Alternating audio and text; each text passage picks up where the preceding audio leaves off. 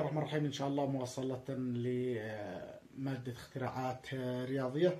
سوف اليوم نقوم نبرهن اشتقاق الدالة الضربية باستخدام قانون طلال الاشتقاق، وبنفس الوقت يبين على أن قانون طلال الاشتقاق دقيق جدا، لأن سيكون الناتج متشابه لما هو قديما. يعني كيف عندما تكون الدالة مثلا عندما يكون واي تساوي واي واحد في واي اثنين، معروف انه ايش؟ ضرب دالة جزئيتين، فإن هذا يقتضي أن مشتقة واي بالنسبة لدال اكس أو بالنسبة لاكس بتساوي ايش؟ الثاني يقول ايش؟ الثاني في مشتقة الأول زائد الأول في مشتقة الثاني. هذا معروف بالرياضيات تقليديا انه هكذا، وفي له براهين باستخدام النهاية أو تعريف النهاية. الآن نريد احنا لو لدينا هذه الدالة نريد نستخدمها باستخدام قانون طلال الاشتقاق، وسنلاحظ هل سيكون نفس الناتج أم لا.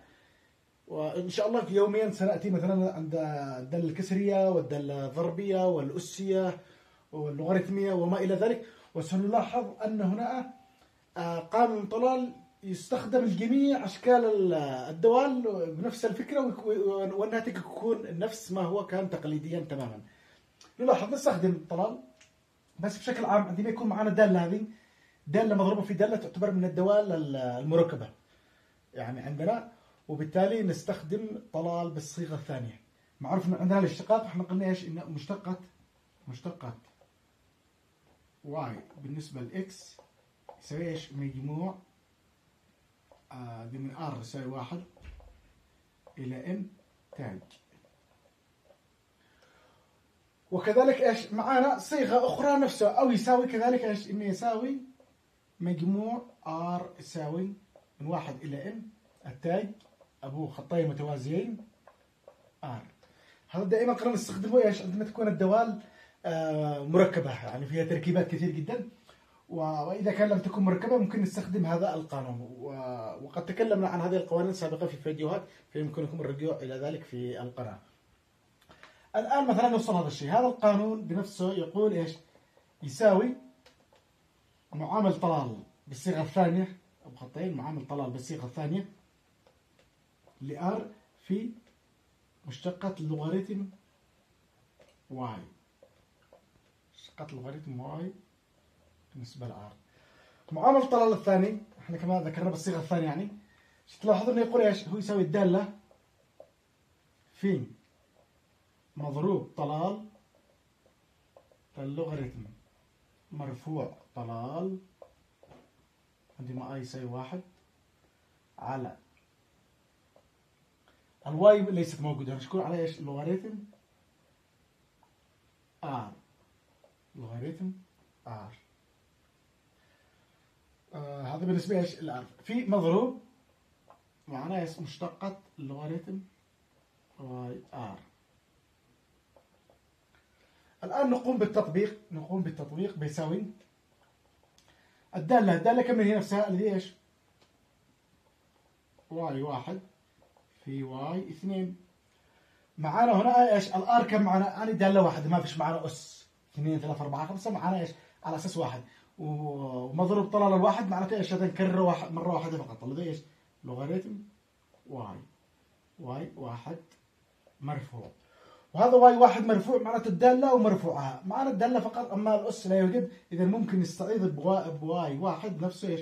الذي هو لوغاريتم واي واحد في لوغاريتم واي اثنين قسمة لوغاريتم واي ار، يعني لوغاريتم الذي هو الواحد، اللوغاريتم الأول. اللوغاريتم الأول إيش؟ يعني لوغاريتم هذا الدالة الذي هو يكون إيش؟ لوغاريتم واي واحد في واي اثنين. تمام. إذا الآن في مشتقة لوغاريتم الواي، لماذا استخدمنا هنا المشتقة بالقانون الثاني؟ على أساس نستفيد من اللوغاريتم في تجزئة الدالة، بدل ما هي واي واحد في واي اثنين ستجعل ايش؟ واي واحد زائد يعني لوغاريتم واي واحد زائد لوغاريتم واي اثنين، يعني نحول الضرب إلى جمع كما بالقاعدة. إذا سيكون هنا معنا هذه المشتقة كأنها ايش؟ مشتقة دال اكس نفسها، هذا لوغاريتم واي واحد، لوغاريتم يعني كأنه ايش؟ لوغاريتم واي واحد في لوغاريتم واي اثنين تساوي. معنا هنا لو لاحظنا هذا سيروح مع هذا صح؟ الباقي المتبقي لدينا ايش؟ معنا المتبقي واي واحد في واي اثنين. هذا قبل ما نشتقي سنحوله ايش؟ إلى مشتقة شو يكون مثلا معنا هنا دال اكس. اللوغاريتم هذا ايش؟ يتحول إلى لوغاريتم واي واحد زائد لوغاريتم واي اثنين.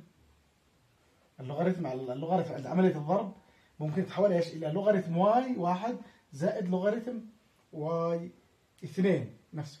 الآن نقوم نساوي كم معنا هنا؟ واي واحد في واي اثنين. الآن نشتقي لوغاريتم الواي واحد. مشتقة اللوغاريتم بسيطة، يعني مشتقة اللوغاريتم اللي ايش؟ يقول مشتقة الدالة على الدالة، يعني شو يكون ايش؟